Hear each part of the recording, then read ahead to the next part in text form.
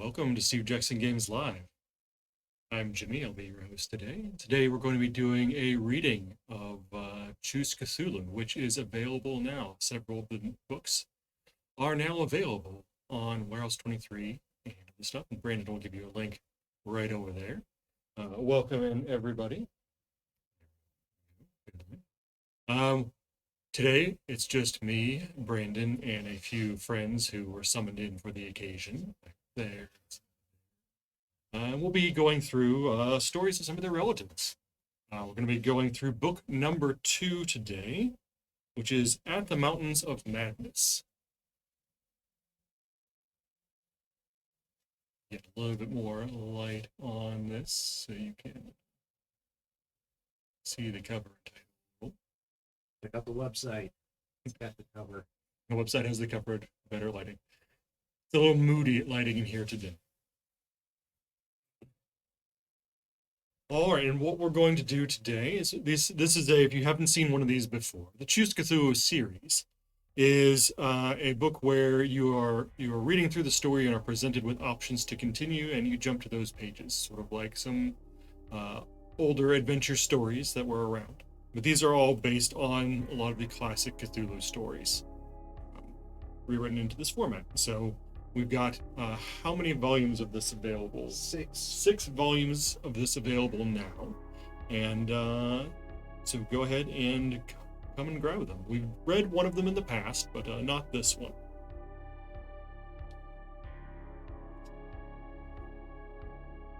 Okay, so we will get started here. The introduction tells us a little about ourselves, the hero of the story. Introduction. In this crazy world, you are what the rest would seem a boring subject. You are a middle-aged university professor, 5 feet 11 inches tall, and you weigh 175 pounds, the kind of person who doesn't receive a second glance standing in line at the supermarket. However, you are smart, the type that usually avoids taking risks, and the few strong emotions you've felt in your life are limited to getting a raise from time to time, and heated arguments about geology on Saturday mornings. Geology has never awakened in anyone a greater passion than what you'd expect from the cold and unexpressive rocks you study. Generally, they do not interest the public beyond articles in some science magazines and mentions that other professors are as boring as you might make during their long conferences. On January 11th, 1930, you receive a confusing and rushed letter from Dr. Pabodi, an engineer with a profile as low as yours, in which he told you that he had raised enough funds to finance his drilling apparatus. It took several readings for you to comprehend his excitement. And with that, begin the letter. Dear friend, first, I apologize if due to the emotion that overtakes me at the moment, fragments of my exposition are not entirely clear to you, but the unexpected sometimes happens. As you well know, the drilling apparatus I was working on was a unique project, owing to its lightness and capacity to combine the ordinary artisan drill principle with the principle of the small circular rock drill, which will enable drillings as deep as 5,000 feet. And so, the moment of truth has arrived. We've obtained the financing we hoped for and are working on the production as of right now. I know that, much like my own, your heart must be racing right now. I beg you to take a seat, for this is not the only news. Miskatonic University has not only found a private investor for this fabulous mechanical progress, but will also send us on an expedition in the Antarctic continent to test it. We will try to secure a deep level of specimens of rock and soil, perfectly preserved prehistoric rocks. The university wants you, my dear friend, to lead this expedition and bring to the American museums as many fossiliferous rocks revealing the primal life of that forgotten iced world as possible. For their inalterability throughout eons-long darkness will uncover important knowledge about the past of our planet. Frank H. Pabodi, Miskatonic University, Arkham, Massachusetts. This was not how you anticipated to start your usual Saturday afternoon, but there is no doubt that your life has been radically changed. So now you must make some decisions. And here's where we're going to involve the rest of you in making these decisions. Brandon's going to run a poll for the choices. And we have 3 possible choices for this one. We could await more news about Pabodi and Miskatonic University. We could try to gather more information about who organizes this expedition. Or we can try to find some data on the Antarctic. So Brandon is going to enter those into a poll. The poll will appear at the top of chat over there. What were they again? First option is await more news about Pabodi and Miskatonic University. So await more news. The second one would be gather information about the organizers of the expedition.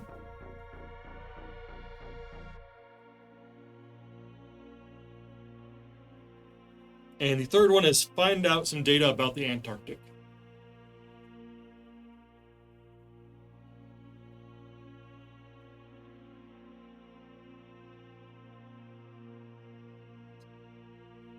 All today.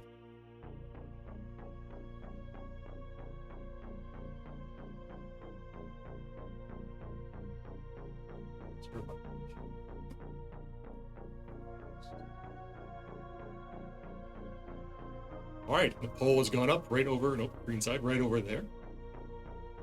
So go ahead and click the arrow on that.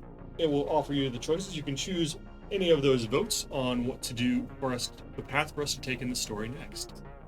Gather info on organizers. It's a strong lead. All right. Can we change the timing on the poll? We can. We can go ahead and bring those down to like a minute or 30 seconds or so. We'll do that.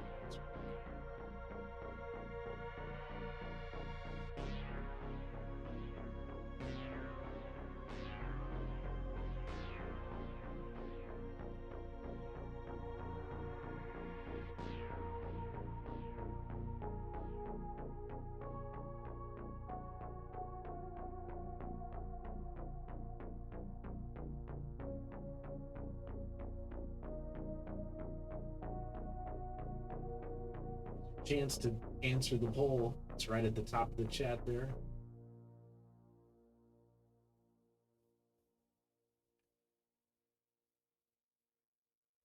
Yes, do we want to find out more, wait for more news, find out more about who's organizing this, or find out more about the Antarctic? It looks like gather info on the organizers is winning, so we'll go ahead and find that page.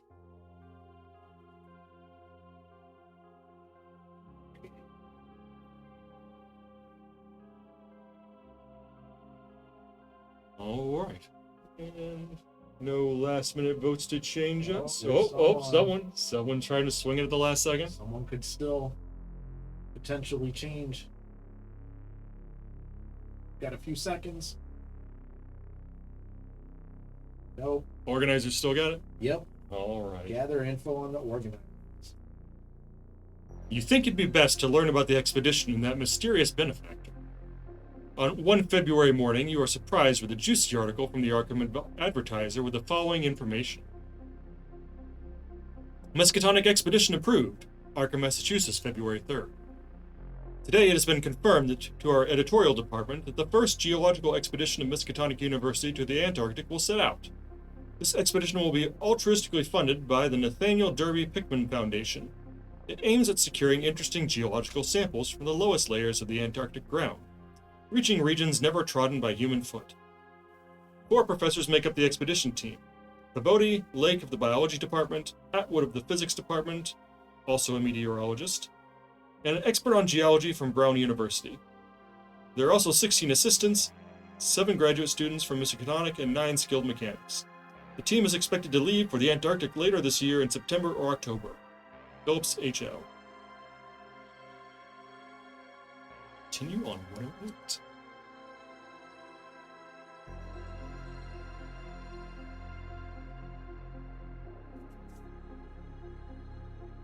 You have obtained much more information from the article than you expected. Pabodi had left out some of the details, and now, fully aware that the expedition is months ahead of you, you take it easy. When you return to the library to research the Nathaniel Derby Pickman Foundation, you find nothing. Even your friends from the registry and other university professors try to help you to no avail. And so it goes, until one day, many weeks later. you receive a mysterious parcel.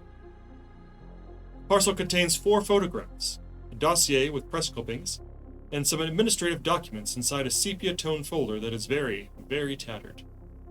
Everything relates to a foundation by the name of Pickman Press, dedicated to the promotion and dissemination of forgotten literary texts. And we have another choice to make. If we would like to resume our lessons and forget about the document, or, on the other hand, if we think it is worth interrupting our routine for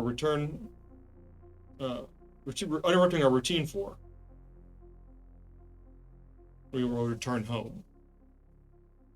What were the choices? The first choice again? First choice is resume our lessons and forget about the document.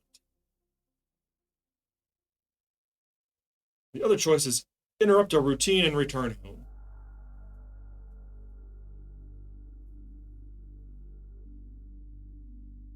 Okay. Oh, I forgot to change it. Oh, that's all right. Oh. Next choice is available, folks. All right. We're right over there, top of the chat. This mysterious foundation sent us some information, but we can't find anything on them. Do we want to just forget about it and wait until the time comes, or should we return home and find out more?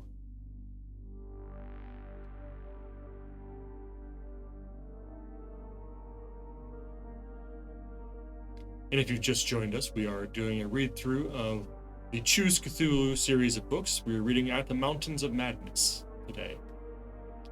6 volumes of this series are available now. You can help us choose the next action. And you can help us choose. Please participate in the poll.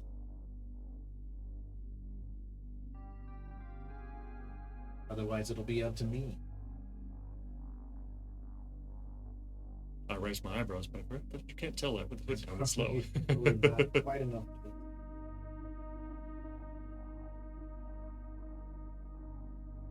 Oh, it's like it's 50-50. I have seen a tendency for Twitch polls to balance themselves out between choices quite often. Yeah.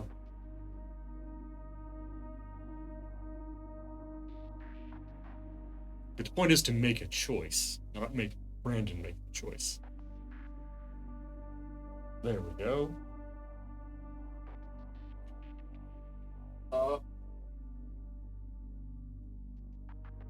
Looks like we're going to, we think it is worth interrupting our routine for and return home.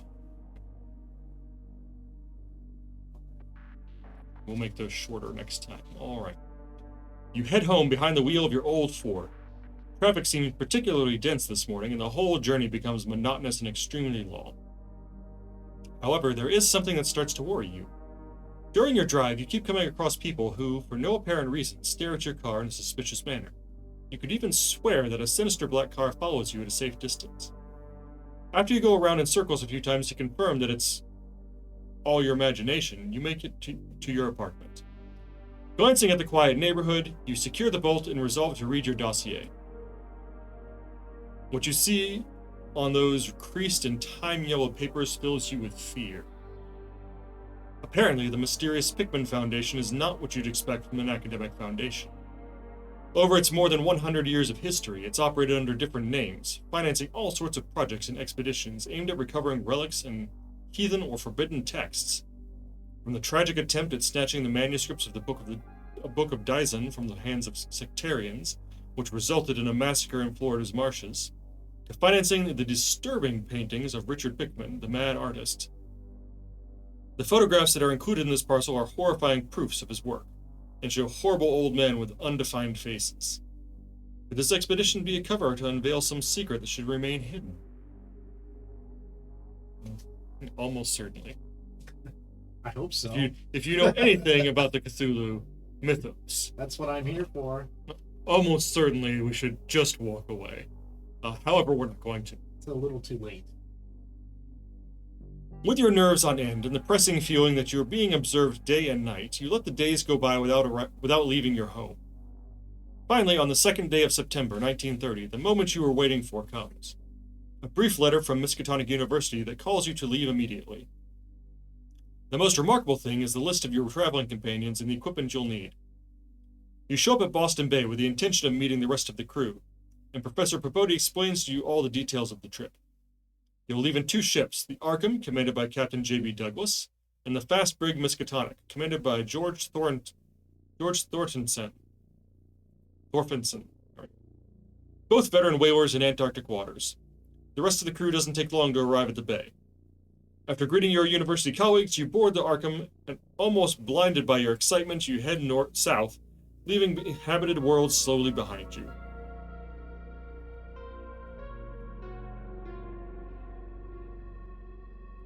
On November 7th, you lose sight of the American continent. The next day, you catch a glimpse of your distant destination, cones of Mount Erebus and Mount Terror. In the afternoon, you leave behind the dangerous and narrow paths between the glaciers and step into McMurdo Bay. The 2 volcanoes observe you from their height of 10,000 feet, filling your hearts with the feelings evoked by their names, a dark and abyssal fear. Down the barren coast, thousands of grotesque, abnormally large penguins squawk and flap their flippers, while fat seals are visible in the water, either swimming or sprawling across large cakes of slowly drifting ice. The boats will remain anchored here, and their wireless outfits will be your link to civilization while you step into the mysterious foreign regions. You don't even want to think about what would occur if something would happen to them. You'd be doomed to a slow and lonely death. You unload all your drilling apparatus, dogs, sledges, tents, provisions, gasoline tanks, experimental ice-melting outfit, cameras, airplane parts, and most importantly, 3 small portable wireless outfits, besides those in the planes, capable of communicating with the Arkham from any part of the Antarctic continent.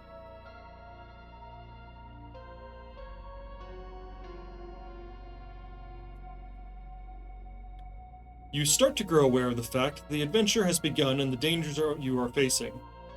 Although you are wrapped up in warmly, gusts of steam escape your mouth with each breath, even your eyelashes are freezing. With everything on the line, it's time to make really important decisions. As the chief academic, the choice of what to do next lies with you.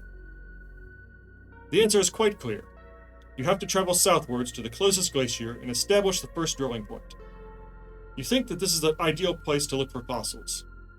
The question is raised further if you should set up an immediate security camp in the frozen plateaus or travel directly, forcing the planes to fly to the base of the glacier itself. The weather is nice enough, warm even, to try to cross it, but on the other hand, an abrupt change of temperature could put the end to your trip before it is properly started. The biologist of the group, Professor Lake, approaches you and asks, "Well, what will we do now? The weather seems stable enough to try and advance as much as possible, but in the Antarctic, this can change in a matter of minutes." And it's our next poll. Shorter this time. If we decide not to rely on the weather and establish an immediate camp, go to page 36. If, on the other hand, we think nothing bad will come from forcing a flight of more than 400 miles southwards, we take off and go to page 72. Those are loaded options. Poll is up. This one will last a minute. All right.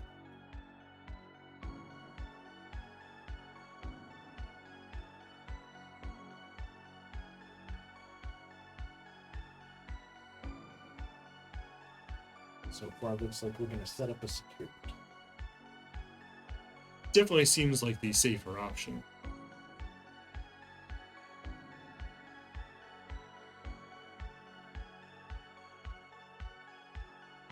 We've waited months. What is another day to set up a camp? All right, poll's almost over. All right.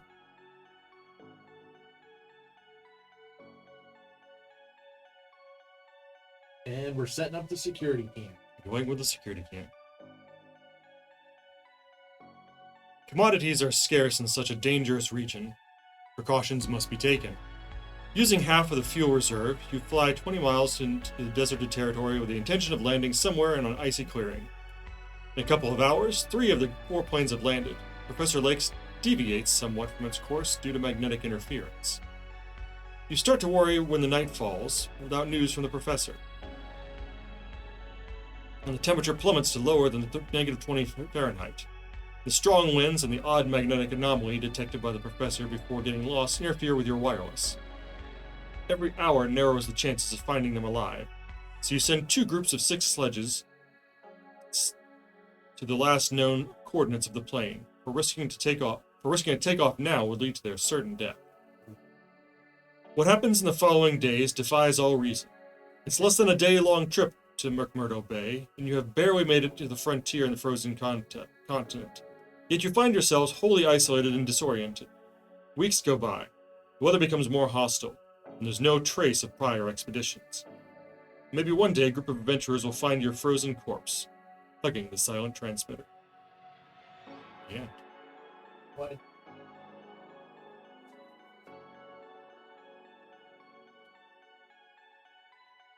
So we can go back and choose our other choice.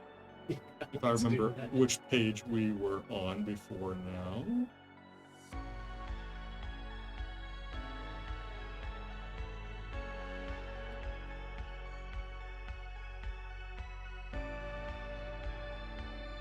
Chat says we were suckered in. I agree, Chat.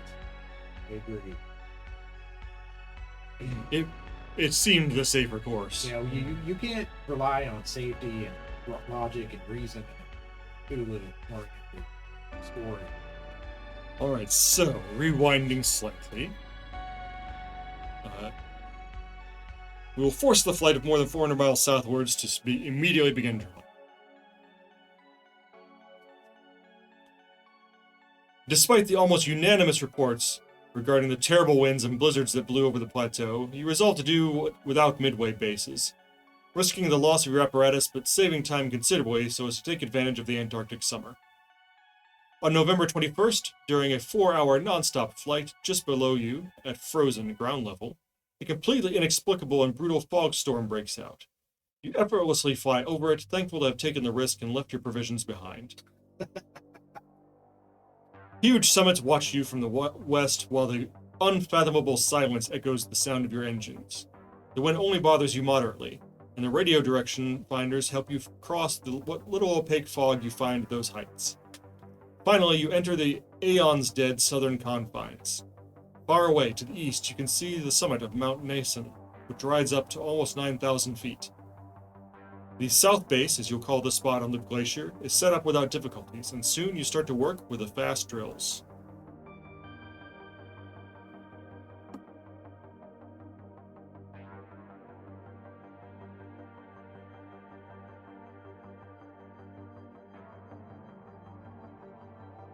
You spend the first weeks looking for the best drilling spots, while Pabodi and 2 of the graduates, Gendy and Carroll, ascend the summit of Mount Nason in search of fossils.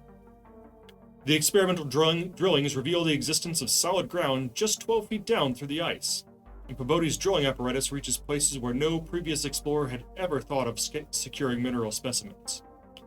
The rocks obtained are so rare and different from what was known to date about the Antarctic, it makes you think that you're standing on a plateau that constituted another independent and smaller continent, something wholly impossible. But without a doubt, the greatest surprise comes the day you find a curious, triangular, striated marking about a foot in diameter, which Lake, the biologist of the expedition, pieced together from 3 fragments of slate brought up from a deep blasted aperture in a cavern. I think we should examine this fossil more thoroughly, Professor Lake says excitedly. This might be the most important discovery in the history of humanity. The rock is undoubtedly ancient, possibly more than 60 million years old, but it is still just a fossil, and you say as much to the biologist. I don't think you understand. If I'm not mistaken, these striated markings have organic origin. Organic? You ask, incredulous. You mean tubular fossils like seaweed? I'm afraid there's something even more incomprehensible. We need to change the original course of our expedition and head west over the mountain to find new samples. And we come to another choice. If we wish to exceed Professor Lake's desires, you can send an expedition to the Queen Alexandria Range. If, on the other hand, we decide to stick to the original plan and overfly the South Pole, we will go to 104 with the whole team. So do we divert to the Queen Alexandria range for Professor Lake? Or do we stay the course and take our whole team to the South Pole? Okay, pole is up. All right. Pole is up right over there.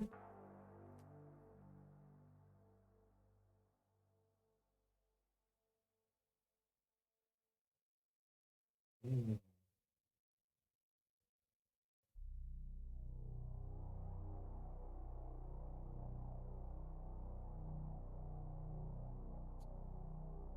Do next.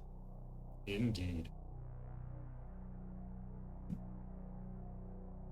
It's like it's 50-50. Ah, yes. There's a few seconds left. Get your votes in, folks.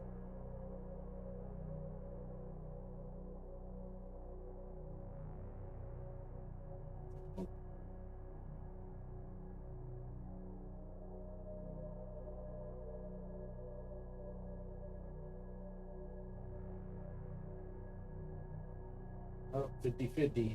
50-50. What do you think, Brandon? Divert to the biologist's plan or stick with the original one? I think we should listen to the biologist. Listen to the biologist. All right.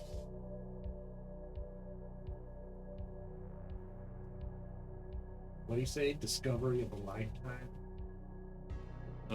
Most important discovery, the history of humanity. Oh, yeah, something like that. So on that promise. Just as you suspected, Lake is completely obsessed with the finding, and it soon becomes clear that contradicting him will have no results. With no time to spare, as soon as he receives your authorization, he breaks into a run towards the radio to inform McMurdo Station of your alleged finding. What he replies worries you to a great extent. According to him, quote, "It's the fossilized print of some bulky, unknown, and radically unclassifiable organism of a considerably advanced evolution from the sort of rock where it was found. That's something you can verify, for it is a Cambrian or Precambrian rock, and according to history, nothing superior to a trilobite would have existed that far back in time. Lake suggests taking the dogs along with Dr. Pabodi to operate the drill, and a pilot and 4 students to assist in the search in one of the planes. You and the rest of your team will stick to the original plan. Without a doubt, this is a short crew, but with the camp still unfinished, it's all you can afford."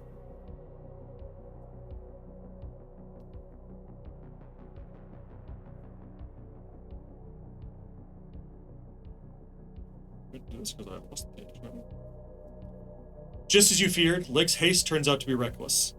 Although you all head south, Lake's plane soon opts for a route that'll bring him closer to the West Mountain Range. The reports are frequent, and he warns you of a strong wind and menacing fog banks that rise from the distant mountains and move towards you. The students look worried, for the dogs have started to behave in a strange manner, and aircraft are not answering in a reliable way. You press Lake to turn around, but that only enrages him. As for you, the trip turns out to be quite comfortable, owing in part to Lake's warnings, which you decide to heed in order to avoid accidents and have a safe flight.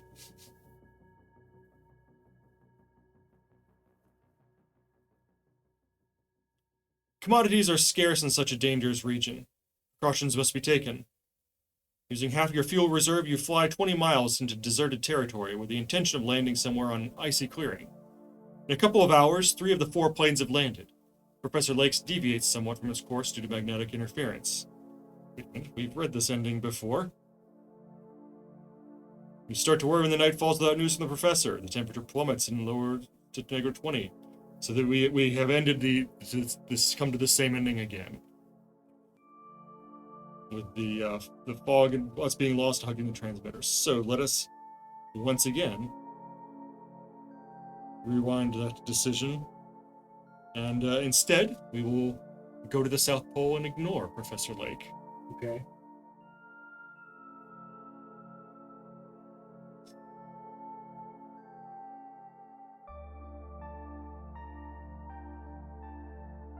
Tactfully, in order to avoid confrontation, you tell Lake that this fragment might be anything, and that splitting up the group and the provisions might be fatal. Lake doesn't agree and complains angrily while he circles the tent that's been reinforced by blocks of hard snow. "You don't understand. We just found a fossil that can change the history of humanity. But it's not the time to be intimidated. He seems very anxious and finishes his sentences with a scream.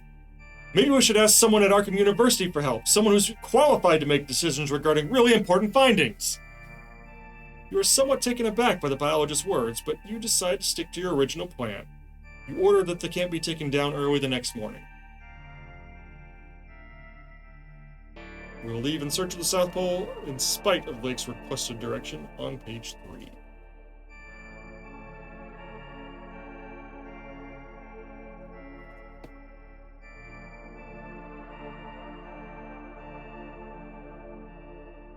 Despite Lake's angry complaints, you convince the group to stick as closely as possible to the original plan, at least until the goals of the expedition are met and the fossils and geological specimens can be secured, which is what Peabody's drilling apparatus was built for. Your prudence proves providential, and after a bumpy journey, the 4 apparatuses land safely on the icy belt that subdivides the continent. The new camp meets your expectations perfectly well, except for the constant complaints from Lake, who assures you that you are missing out on something great and insists to the base camp to let him split up the expedition. Finally, on January 11th, with the express approval of Miskatonic University, Lake is allowed to explore the West Mountain Range while you continue drilling as closely as possible to the South Pole. Taking the lead in this new expedition, Professor Lake decides to take the planes and a team of 11 men with him. Only Professor Peabody and 5 of the students remain with you in camp. In theory, it should be enough to continue the investigation until March, when your return, as well as the start of summer, is expected.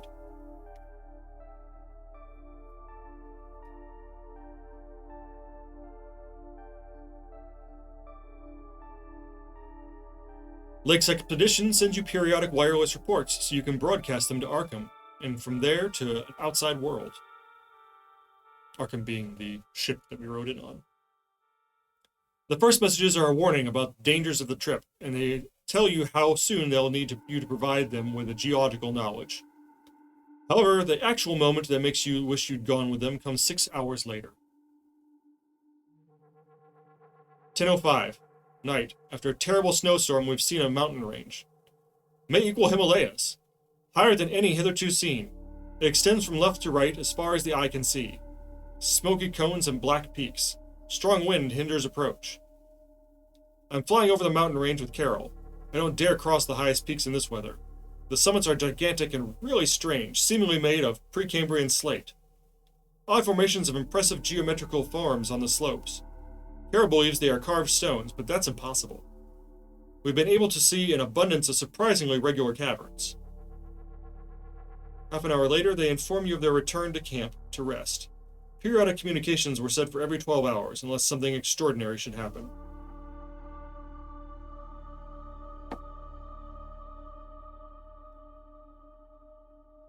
In the morning, and in the following days, the reports come one after the other, and you are sure that you erred by staying in camp.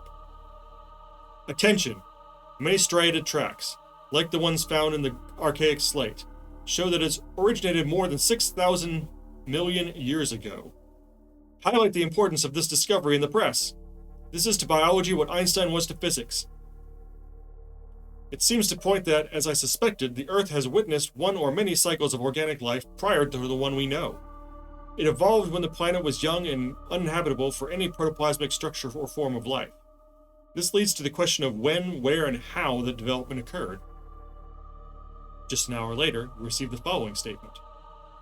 Found an odd piece of rock. It looks like a 5-pointed starfish with broken edges. Doesn't seem natural. There are small dotted groups of inscriptions. When we have lights, Mills and I will enter into the underground world.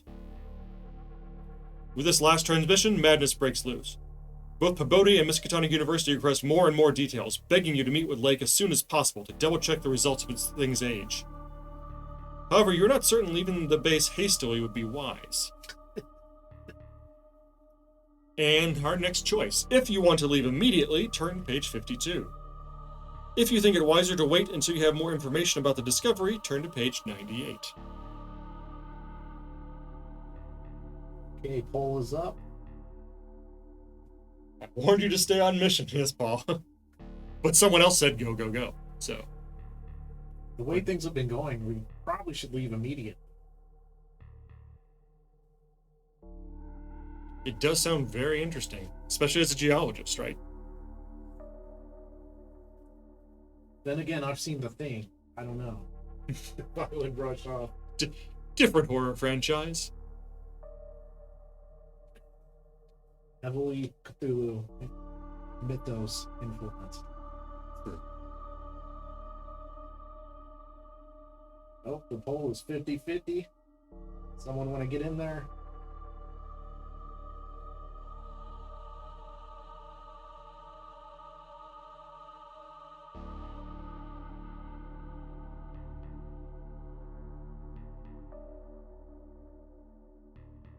All right, we're going to leave immediately. Leave immediately. All right.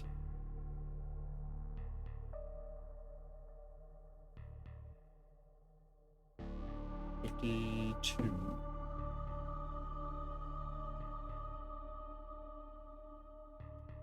You give notice to the pilot of the fifth plane reserved for emergencies to come pick you up from McMurdo with reinforcements, and you start loading the equipment.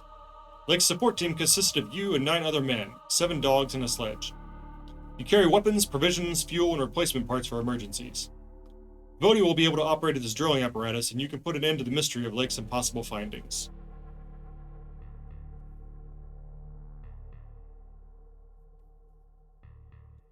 The snow aggressively hits the windows.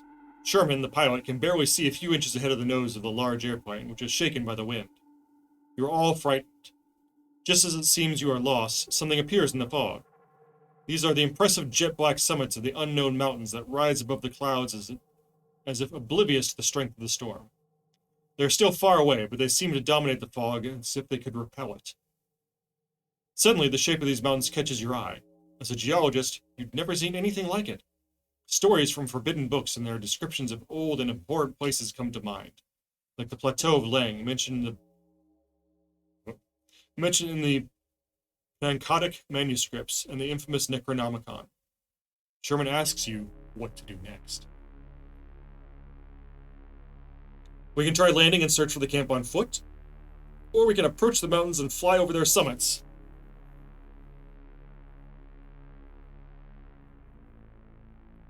Didn't they just say flying over the summits wouldn't be really possible last time? Approach the camp or fly over the summit. Approach the camp on foot or fly over the summit. Poll is up.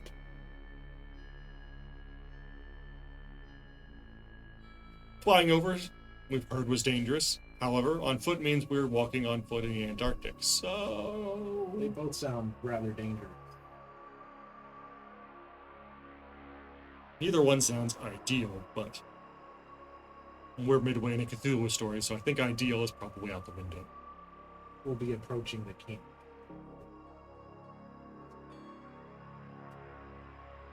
It's a bunch of people suddenly jump in and start participating.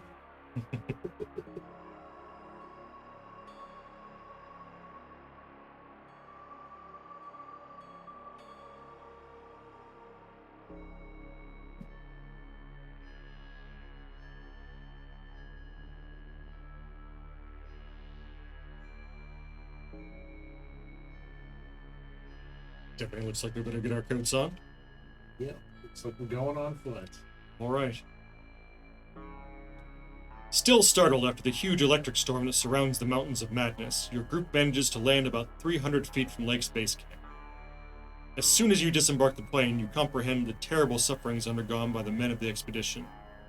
Lake has established his base in the middle of a barely sheltered plateau, and wind coming from the slopes meets it with extreme violence. Luckily, the weather has calmed down now, but it's easy to imagine what the explorers would have gone through in the midst of the storm. The dogs won't leave this place, won't leave the plane, as if something terrifies them. So before unloading the equipment and taking control of the facilities, you resolve to conduct a thorough investigation about what's happened to Lake's camp. What you see fills you with horror. Prefabricated shelters are half destroyed. There are machines and sledges and ruins everywhere. On page 22, you'll find a map with every place you can visit and a list of names. Once you finish your investigation, you'll be able to resume your research.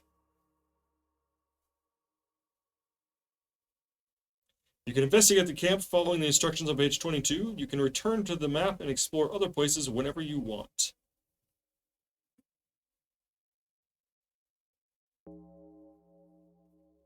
All right. It's another poll. It will be a poll. 2, 3, 4, 5. There may be many options for the poll. Put the first 5 up there. Okay. All right. So things we can investigate: the dog corrals,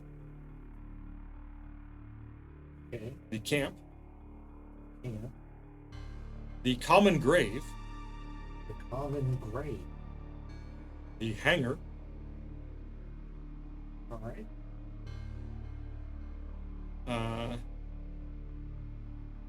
a odd metal structure, and our final choice, which we're not going to put on there yet, is if you think you've already resolved the mystery, we can go to a final place. So Okay, the poll is up. pull us up, and if we will Yeah, let me get. go ahead and get this page up here. See if I can zoom in. And that page up there. Okay.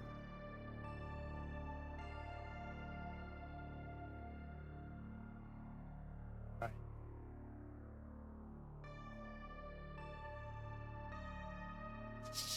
Well, we've got a vote for the metal structure.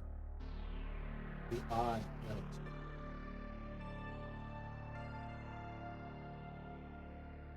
Oh, someone wants to check out the common grave. Zoom out just a little bit. There we go. The whole map.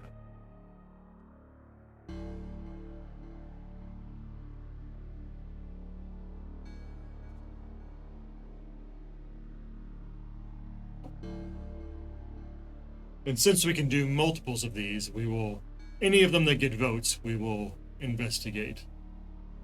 Okay, we've got a vote for common grave and a vote for the odd metal structure. All right.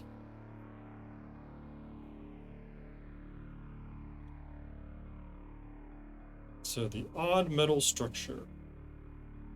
Yeah, that got the first vote. Let's check that.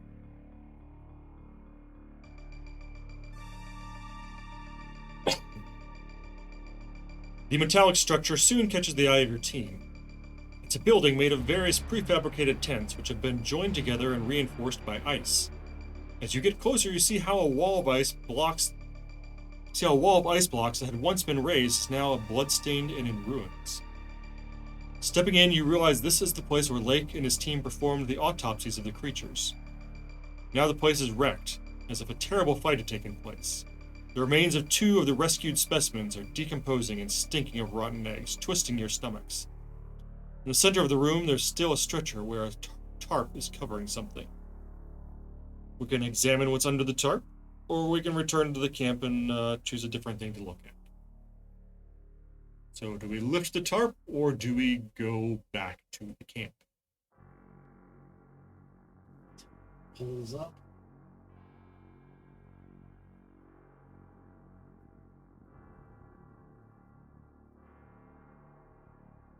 I think we're going to be examining the tarp. Of course, Let's because hope. a room that a fight has happened and there's gore everywhere and there's something smelling of rotten eggs under a tarp. Of course we're going to look. Well, whatever happened already happened. Why Exactly. Does it just go back under the tarp and take a nap? And this predictability is why it's easy to write a haunted house sometimes. Oh, just look in here. What could go wrong?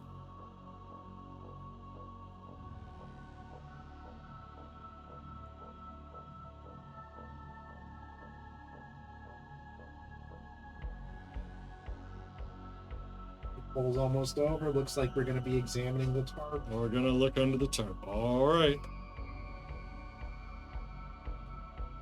Accompanied by McTeague and Pabodi, you walk to the autopsy table with a racing heart. You undo the tarpaulin and see something that fills you with horror. Before you, there's a carefully dissected body of a man lacking a head. His organs have been carefully, but not professionally, removed. It seems the procedure was performed by a butcher rather than a doctor. By his feet is the headless carcass of one of the dogs, to which someone has sewn Fowler's head in a grotesque manner. Wretch.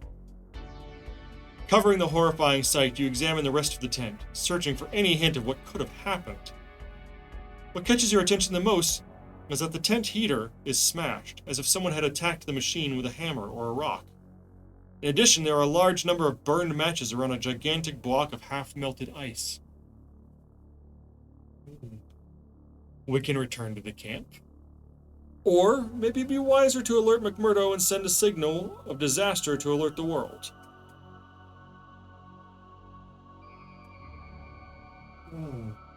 Those are our two choices. Yep, go back to the camp and keep looking around, or send out a disaster signal. The poll is up.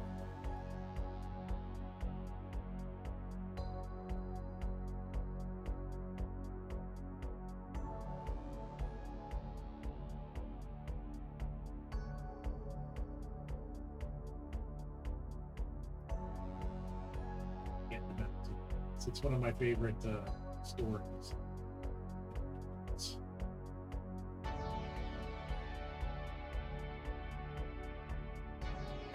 I went out to get this. Rebecca told me she liked the third book in the series. Oh yeah. Forget which that is. You should be able to find it over there.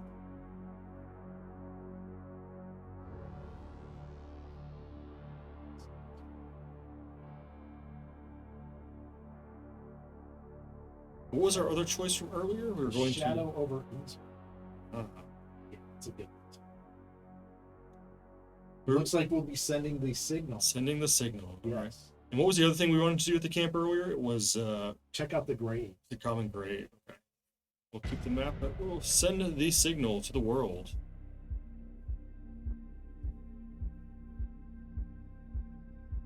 Certainly, something horrible has happened to Lake's team. Something too terrible to have a reasonable explanation. You gather your men. You're sure there can be no survivors. It is time to speak to McMurdo Sound so they can evacuate you as soon as possible. Many years go by before you can forget the horrors lived in the Antarctic lands, but at least you returned alive. Who knows what terrible experiences were suffered by those who were left to their fate on the slopes of the Mountains of Madness. Maybe with time you'll recover enough to start a new expedition. But for now, this is the end.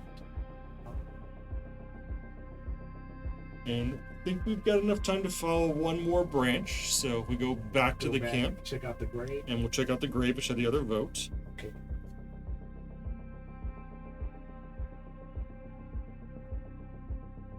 Yeah, we've been going 50 minutes. We got time. We've only had 3 endings, 2 of which were death. We've only died a few times. It's no big deal. But we survived this last one. Not as harsh as Dark Souls. Yeah. 53. This is where Lake and his men hid the bodies of the creatures recovered from the ice. A total of 6 specimens in perfectly sound condition as they managed to drag without the aid of the dogs, and 2 others that were too damaged. Those would be used for the preliminary autopsies. Seemingly, Lake had commanded the creatures to be buried in ice as far as possible from the dog corrals, and covered with a heavy, waterproof tarpaulin. Aided by 2 men from your team, you undo the tarpaulin, which is partially buried under the snow and ice. There are 5 pits before your feet, forming a pentagram or star, but they're empty. Someone has poured fuel over the corpses and reduced their bodies to ashes. Clearly, these events and the isolation itself has disturbed Lake's group. Otherwise, there is no explanation for this odd imagery. Looking for the 6th pit, Kentucky finds something that fills you with horror. In a shallow tomb lie the naked, frozen bodies of Watkins and Carroll. Both men were buried alive, for through the transparent ice you can clearly see how they attempted to scratch their way to the surface before passing away.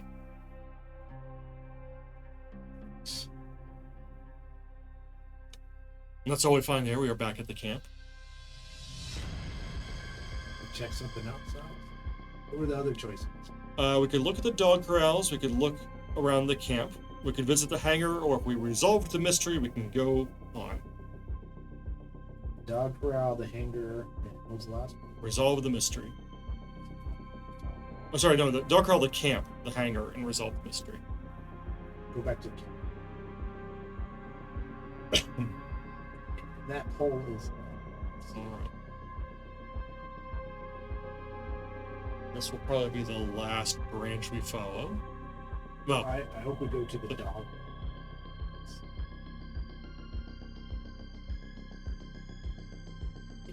Votes for the dog corral. Alright. The poll is still up.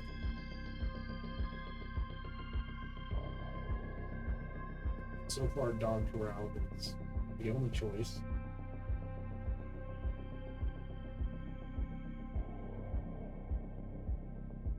Well, gotta vote for the hangar. Uh-huh. That makes sense. You know, maybe someone tried to escape. True. And they got a couple planes over here, so.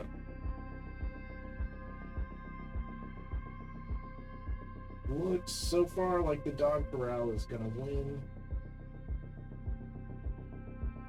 Yep, the dog corral. All right. It is completely impossible to take your dogs to the spot where the lakes expedition was. When you arrive at the dog corrals, you will know why. The animals have been locked in a rectangular building made with blocks of ice and strengthened with the structure of a camping tent, but it is now wrecked. You get in through an enormous hole in the wall that seems to have been made from the inside. Everything is covered in blood, and the remains of the poor dogs. Something has torn them apart in a terrible way, and some have their necks twisted in a horrifying manner. More frightening is the fact that among them you find the corpse of a man. This must be their attendant, but he is in such a terrible state that you cannot identify him now. Yuck. In the end, you decide to keep your dogs inside the plane for your own safety. That sends us back to camp. In order to leave some of this clear, we're going to go ahead and follow I believe we've resolved the mystery.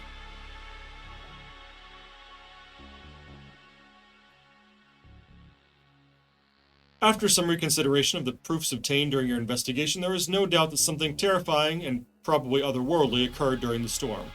Let's put your deducing skills to the test.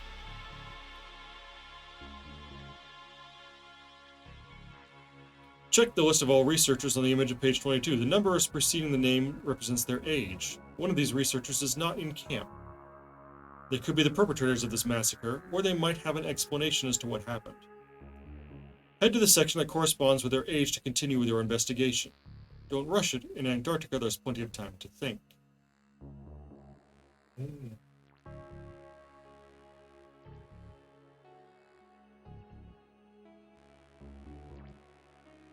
All right.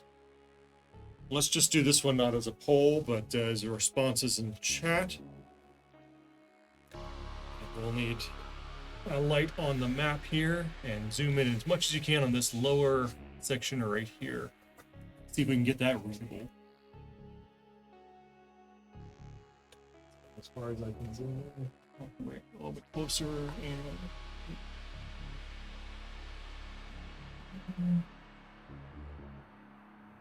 which of these researchers should, with their ages in front of their names, should we pursue? Give us the number in front of their names, chat.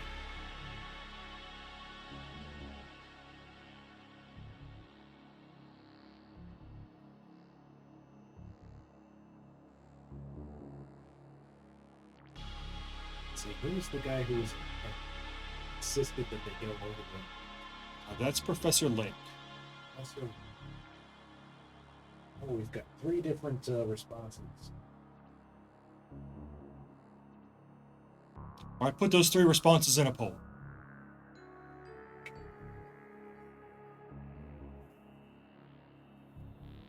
You can see them once I get the 27, 33, and 59.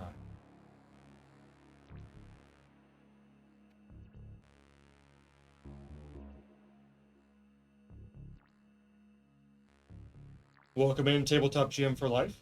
Welcome back, Paul and VLookup.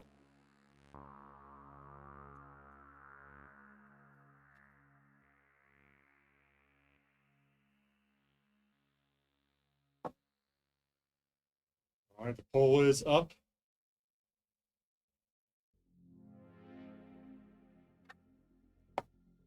We have 27, which is Peter Orendorff. We have 33, which is Theodore Daniels. And we have 59, which is Philippe Boudreau.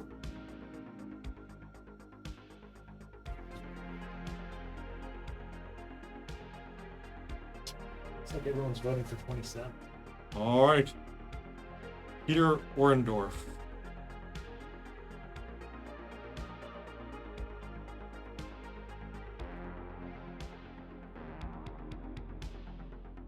Poll is closed.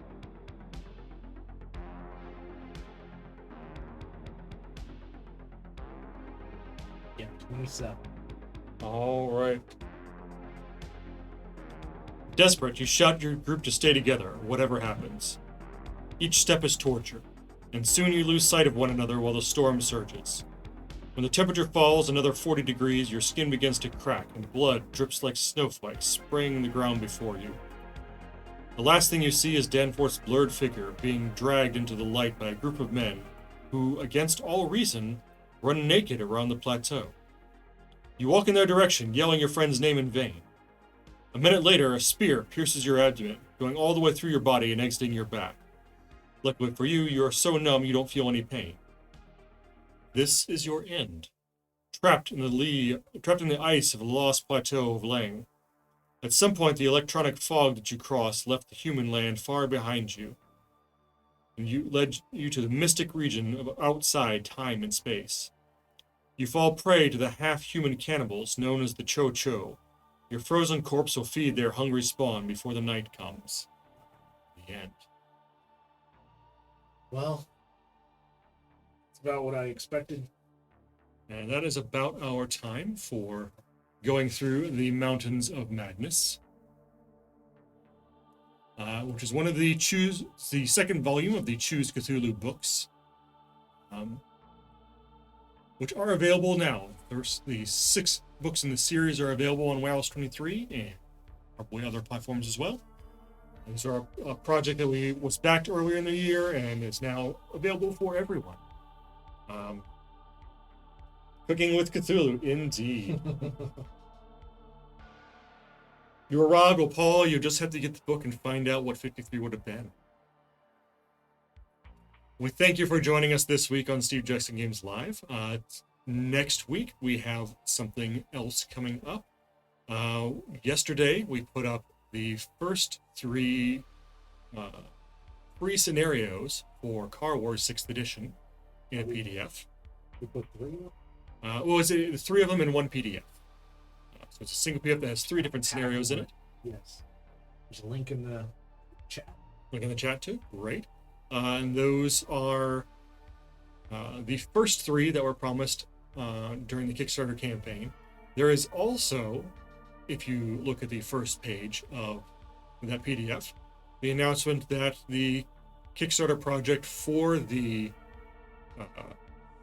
companion book has even more scenarios, I think 32, 34 scenarios total, will be starting next week on the 17th.